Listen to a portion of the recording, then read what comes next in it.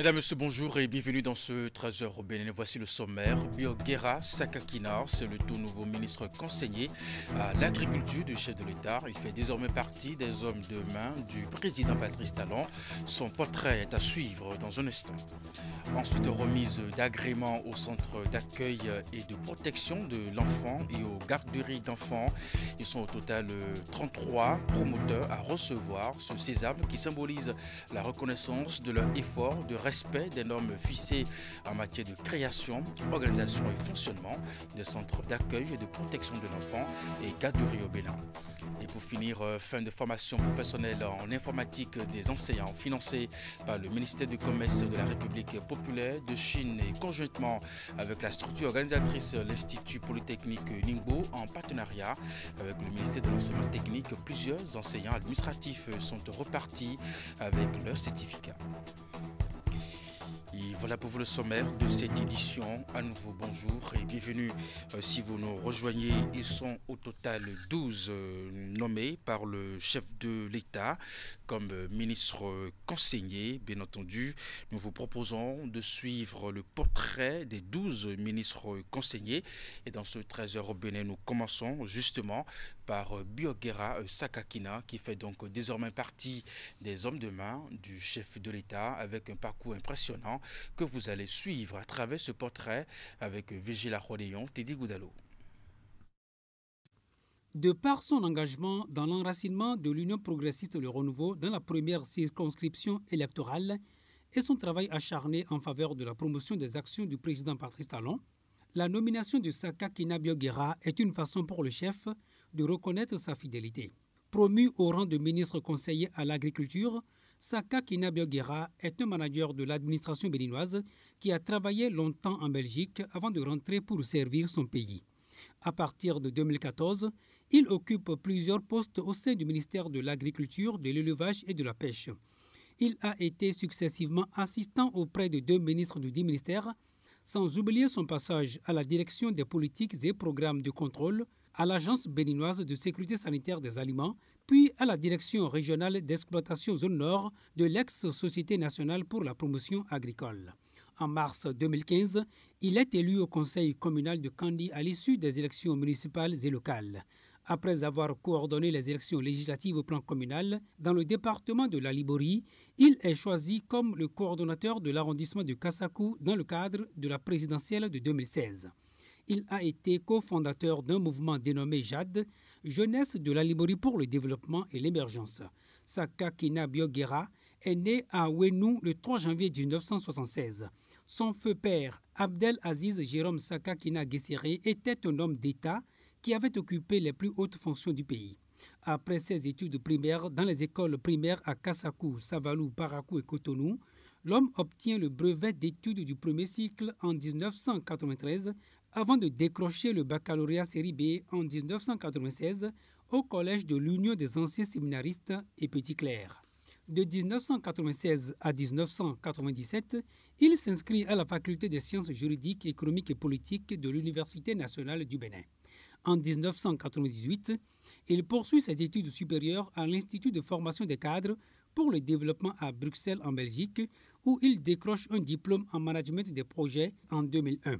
Il passe en 2003 un diplôme complémentaire de second cycle en pratique de la négociation à l'École supérieure de communication et de gestion à Bruxelles. Il obtient plus tard, en 2008, un diplôme de troisième cycle en management des systèmes d'entreprise de l'École d'ergologie à l'Université libre de Bruxelles et de la Chambre de commerce et d'industrie de Bruxelles. Dans sa posture de député suppléant à l'Assemblée nationale, il occupe aujourd'hui le fauteuil du chef de l'arrondissement de Kassakou. À suivre aussi dans nos prochaines éditions le portrait des autres ministres conseillers nommés par le chef de l'État. C'est la période des fêtes de fin d'année, vous le savez. Dans le marché, les produits avariés côtoient sera encore valide. Et comme c'est une période de grande consommation avec ses corollaires de déstockage et de bonnes affaires, comment fait-on alors pour éviter le piège des produits impropres à la consommation? Les populations ont-elles toujours le réflexe de vérifier chaque fois la date de péremption des produits? On va le savoir dans un instant dans ce reportage de Vigila Roléon, Moufid Sabouran. À environ 2 semaines du Nouvel An, ce n'est pas encore la grande affluence dans les marchés de Cotonou. Ici, à Dantokba, ce qui saute à l'œil, ce sont plutôt les produits. Les devantures des boutiques sont mises à profit pour exposer ces produits dits de grande consommation.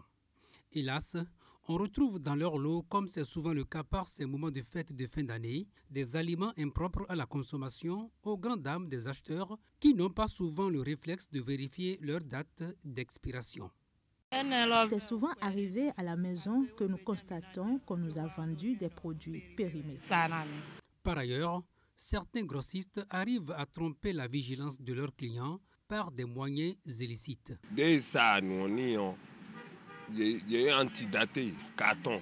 C'est là où je vais peut-être lancer un appel vibrant aux vendeurs. Voyez-vous, ne poursuivez pas l'argent ou l'intérêt que vous recherchez pour tuer nos populations, pour tuer nos frères et sœurs. Quand le produit a varié, il faut me sortir ça des réunions. Et ce qui nous guette comme pièce, c'est-à-dire qu'on réduit les prix, si bien qu'on se dit, bon, c'est moins cher, et rapidement, on rentre dedans. Oh, ce sont des produits déjà variés. Souvent, dans ces temps-ci, ce sont ceux qui viennent donner les dons pour les orphelinats et autres, et aussi pour leurs employés, les sociétés et autres. Voilà. Déjà, quand ils viennent, ils nous demandent la date d'expiration. Au moins, si ça va jusqu'à février, ils prennent ça. Nous, quand on veut se ravitailler vers les fournisseurs, on leur demande d'abord, c'est toutes les fesses, la date d'expiration. Maintenant, ici déjà, nous avons des produits qui sont en train d'expirer déjà en décembre. Les clients ne veulent plus acheter. Pour le directeur général par intérim de la Société béninoise de sécurité sanitaire des aliments, les populations doivent, en dehors des dates de péremption, mettre un accent particulier sur les conserves dont les boîtes sont cabossées, rouillées ou bombées. Une boîte cabossée, par exemple, ça veut dire qu'il y a des micro-organismes qui sont en train de se développer déjà à l'intérieur du produit. J'invite vraiment les opérateurs du secteur agricole, c'est-à-dire les producteurs, les transformateurs et les distributeurs, à vraiment s'abstenir de mettre sur le marché des produits impropres à la consommation. Parce que n'importe quel opérateur qui se serait rendu coupable d'un tel acte va subir les rigueurs de la loi. Quant aux consommateurs, ils sont invités à accroître leur vigilance dans cette période des fêtes de fin d'année. La ministre des Affaires sociales et de la microfinance a procédé à la remise d'agréments aux centres d'accueil et de protection de l'enfant et aux garderies d'enfants. Ils sont au total 33 promoteurs à recevoir ce sésame qui symbolise la reconnaissance de leur effort de respect des normes fixées en matière donc de création, organisation et puis fonctionnement des centres d'accueil et de protection de l'enfant et garderies au Bénin. La cérémonie s'est déroulée dans l'après-midi de ce lundi dans la salle des fêtes des tours administratives à Cotonou. Voici les images avec Woulette Sanoussi. Ils sont 24 promoteurs de centres d'accueil et de protection de l'enfant, KPE, et 9 promoteurs de garderies d'enfants à recevoir leur agrément des mains de la ministre des Affaires sociales et de la microfinance. Une action qui intervient à la suite de plusieurs sessions ordinaires d'études et de délibérations tenues au titre de 2024 par le Comité national d'études des dossiers de demande d'agrément pour l'ouverture des KPE et garderies d'enfants. Chers récipiendaires, vous avez donc été sélectionnés en raison de vos efforts de respect des normes fixées par les décrets 2022/072 et 2023/391 portant respectivement création, organisation et fonctionnement des KPE et garderies en République du Bénin. Cette cérémonie marque donc la reconnaissance de vos efforts et constitue une invite au maintien du niveau atteint ainsi qu'à l'accroissement des actions de protection pour le mieux-être de vos pensionnaires. Je voudrais ainsi pouvoir compter sur votre dévouement à la cause des enfants et sur votre sens de responsabilité, ainsi que le respect des normes de prise en charge institutionnelle des enfants qui demeurent une priorité des différentes structures, faisant ainsi d'elles des cadres effectivement protecteurs pour les enfants accueillis. Dans son rôle régalien de protection sociale, le gouvernement prend les mesures nécessaires afin de faire face aux nombreux défis liés à la protection de l'enfant en général.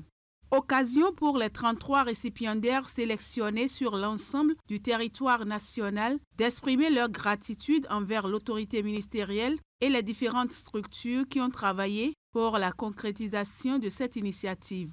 Grande est notre joie ce soir d'avoir reçu nos agréments et avec toute la considération que nous avons envers vous et tout l'honneur que nous vous devons, nous vous faisons la ferme promesse de tenir notre engagement afin de ne pas vous décevoir. Il me paraît cependant important de vous rappeler que des missions de suivi et de contrôle réguliers seront effectuées par les services compétents pour s'assurer du respect strict des normes au sein de vos structures respectives. Ne considérez donc pas les agréments que vous recevez ce jour comme la fin du processus, mais plutôt comme une nouvelle page qui inscrit vos structures dans le livre des structures d'accueil et de protection des enfants reconnus dans notre pays.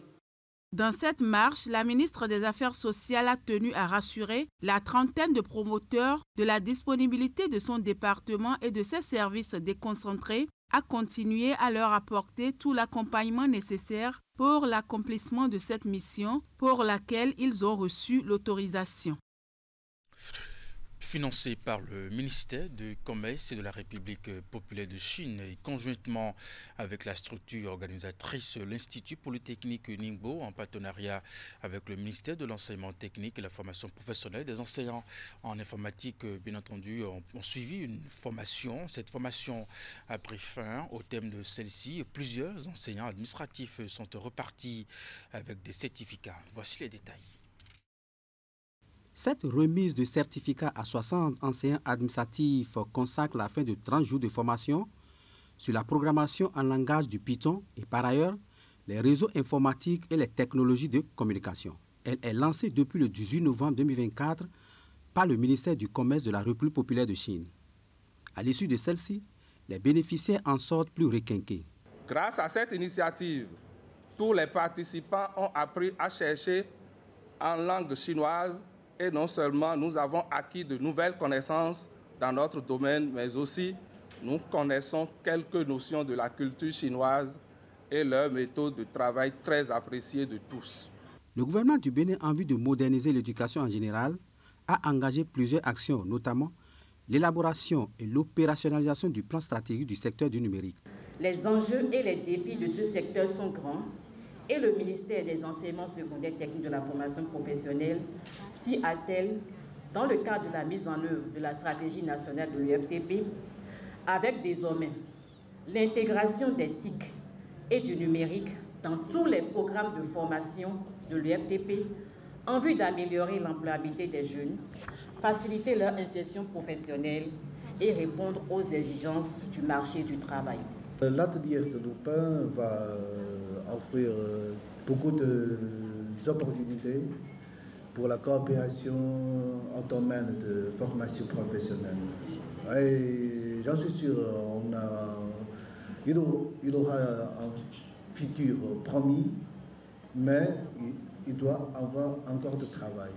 Une coopération surtout entre deux parties. J'ai la confiance. Cette initiative de la partie chinoise à l'endroit des formateurs du lycée d'Akasato s'inscrit dans le cadre des relations bilatérales de vieille date entre les deux pays. Elle résulte également des nombreuses actions de modernisation promises par le président chinois au sommet du Forum de la coopération Chine-Afrique. Dans la suite de cette édition, appui à certaines catégories socio-professionnelles dans le cadre de la mise en œuvre du projet de promotion de la santé sexuelle, reproductive et nutritionnelle de la mère et de l'enfant. C'est une initiative de l'organisation non gouvernementale mutuelle DESU, Jeunes Chrétiens pour le développement, MJCD-ONG, soutenu par ONU Femmes. En effet, des matériels et équipements acquis sur financement du fonds Muskoka ont été officiellement remis aux bénéficiaires à Boycon. Voici les détails. Les équipements et matériels acquis sur financement du fonds Muskoka sont ici remis aux bénéficiaires qui en ont exprimé la demande. Ceci dans le cadre de la mise en œuvre du projet de promotion de la santé sexuelle, reproductive et nutritionnelle de la mère et de l'enfant, PSSRN en abrégé. À l'opérationnel, l'ONG Mutuelle des Jeunes Chrétiens pour le Développement, MJCD. Je vous dis vraiment d'abord merci à vous-même d'avoir intégré ce projet. C'est pour vous. Et si vous pouvez, on peut venir avec quelque chose et vous-même, vous allez refuser. Mais pour la lutte que nous sommes en train de mener, vous avez accepté que ça vaut la peine d'être mené. Les violences basées sur le genre. Et nous sommes en train de travailler aussi bien avec les jeunes qu'avec les adultes. Et vous travaillez avec nous. Et c'est tous ces efforts réunis qui a permis que nous ayons de ces résultats. Et aujourd'hui, nous sommes venus pour faire une remise des matériels. C'est vraiment un honneur et un plaisir de voir que là où nous sommes, nos partenaires travaillent pour une atteinte de l'objectif qui a été fixé. C'est la lutte, premièrement, contre toute forme de violence qui est faite aux femmes et aux filles. Améliorer la santé des mères, des enfants, des adolescents et des enfants. Je crois que ce qui témoigne de ce travail est là. Mais aussi nous travaillons pour l'autonomisation des femmes. Le geste de l'organisation est allé à l'endroit des acteurs issus de plusieurs catégories socio-professionnelles. Dans le lot, on dénombre du matériel médical pour 2 centres de santé, des tables d'accouchement et médicaments bureaux. Des matériels de consultation ont également été prévus. 2 braves dames ont aussi reçu l'accompagnement nécessaire pour l'exercice de leurs activités génératrices de revenus. Un lot de matériel de sensibilisation a aussi été offert au collectif des artisans de Boïcon. Des dons qui font la joie des bénéficiaires. Nous allons dire que nous étions les derniers à faire notre demande. On ne savait même pas si ça allait aboutir. Mais finalement, on est au rang des bénéficiaires. On est vraiment contents. Je ne sais même pas comment les remercier pour tout ce qu'ils sont en train de faire à l'hôpital ou bien dans les zones. Bon, je ne sais pas quoi dire encore, mais je tiens à beaucoup les remercier. Je pense que ces matériels, c'est pour la continuité des actions que vous avez eu à mener sur le terrain. Parce que ça va nous permettre de continuer la prise en charge des adolescentes et des adolescents et aussi les femmes qui seront probablement violentées, qui vont se présenter à nous. L'autre commune d'intervention du projet PSSRN, en dehors de la ville de Boïcon dans le Zou, est Tofo dans l'Atlantique. Plus de 160 adolescents sont ciblés.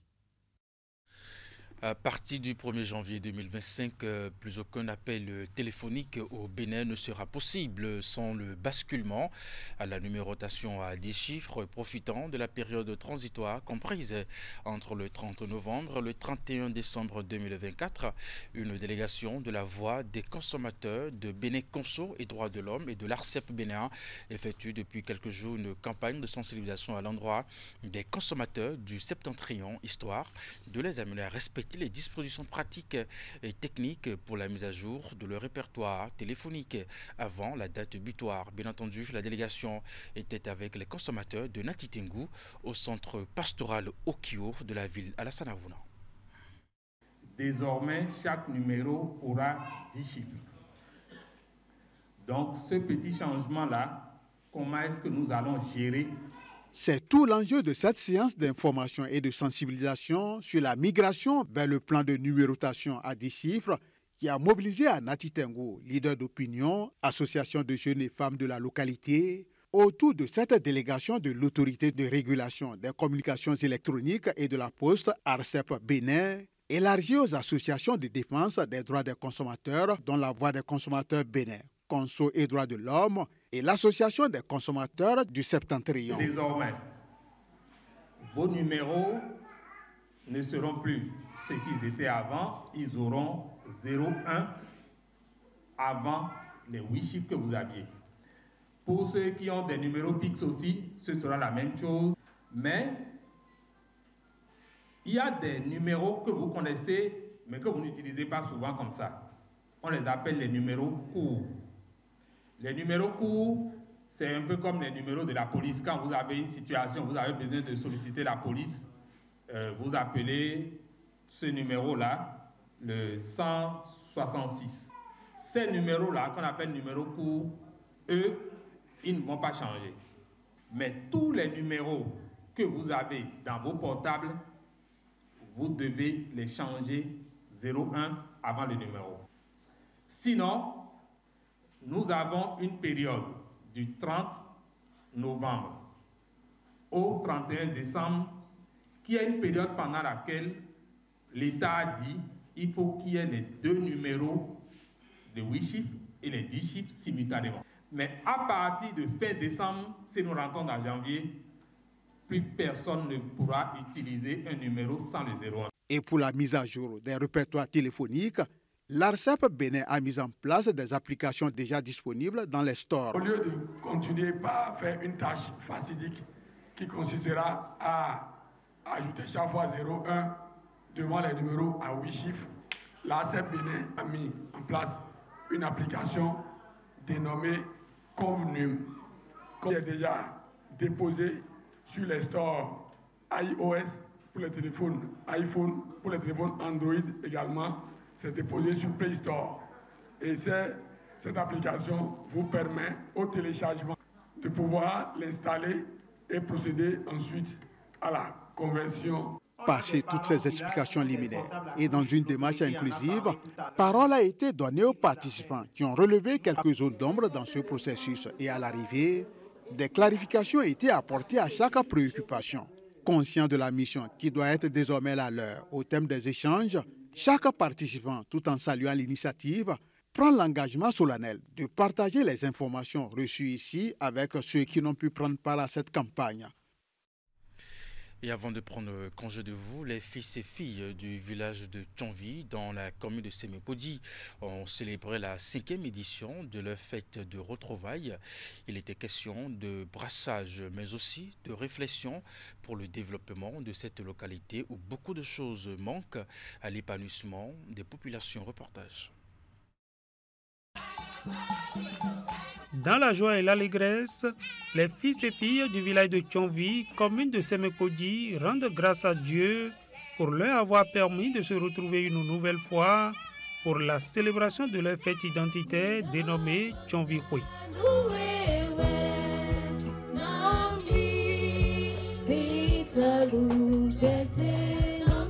Tchonvi Hui, qui à sa 5e édition a été pensée non seulement pour favoriser le brassage et la fraternité entre les ressortissants de Tchonvi, mais également pour œuvrer au développement de ce village. Mesdames, Messieurs, loin d'être un simple moment de retrouvailles, de joie et de convivialité, les présentes manifestations constituent une occasion pour discuter et contribuer au développement de notre village. Qu'ils vous souviennent, les recettes issues des éditions antérieures de Tchonvi Hui nous ont permis de réaliser un module de classe au CEG Tchonvi, de nous faire de capital pour la commande de tissus uniformes du dit événement et de participer à certaines activités de développement du village et de notre commune de Semepodi. C'est le lieu pour nous de formuler à l'endroit des autorités ici présentes les doléances du peuple de Tchonvi. En effet, nos 2 complexes scolaires primaires publics situés à Tchonvi à Bologun et à Tchonvi Centre manquent énormément des infrastructures telles que des modules de classe, de tables et bancs, etc. Ainsi que notre CEG situé à Tchonvi à Bologun. Notre centre de santé mérite des aides techniques et matérielles.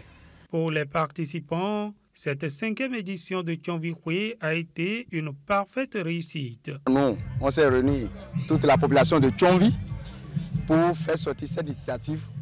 Au moins, chaque année, si on fête, il y a quelque chose qu'on laisse. Par exemple, ce qu'on avait fait, on a laissé une module de classe au CEG Tchonvi. Et maintenant, je tiens à remercier pour tous ceux qui participent à cette fête, qui viennent nous soutenir à tout moment. La fête de retrouvailles, la fête en famille, c'est ce qui est plus important. Se faire connaître entre frères et sœurs, rester ensemble, partager ensemble, parler ensemble, dire tout ensemble. C'est là où j'arrive la grâce. Ce que je viens de voir ici à Tchonvi, sans vous mentir, je dis bravo, bravo comité d'organisation, félicitations comité d'organisation. Et je leur souhaite du courage de continuer sur cette lancée. Vous savez, la politique nous a déjà suffisamment divisés. Et aujourd'hui, il n'y a que se creuser pour permettre aux citoyens, aux fils et filles de différentes obédiences politiques de se voir, de parler et de regarder dans la même direction. Raison pour laquelle moi, j'accorde toujours mon soutien à des initiatives de gens. Je suis toujours présent. Rendez-vous est pris l'année prochaine pour la 6e édition des retrouvailles des fils et filles du village de Tchonvi. Mesdames et messieurs, c'est la fin de cette édition. Merci de l'avoir suivi, de votre fidélité à nos programmes à 16h, votre bulletin d'information 19h30, la grande édition de la soirée. Portez-vous bien et à très bientôt.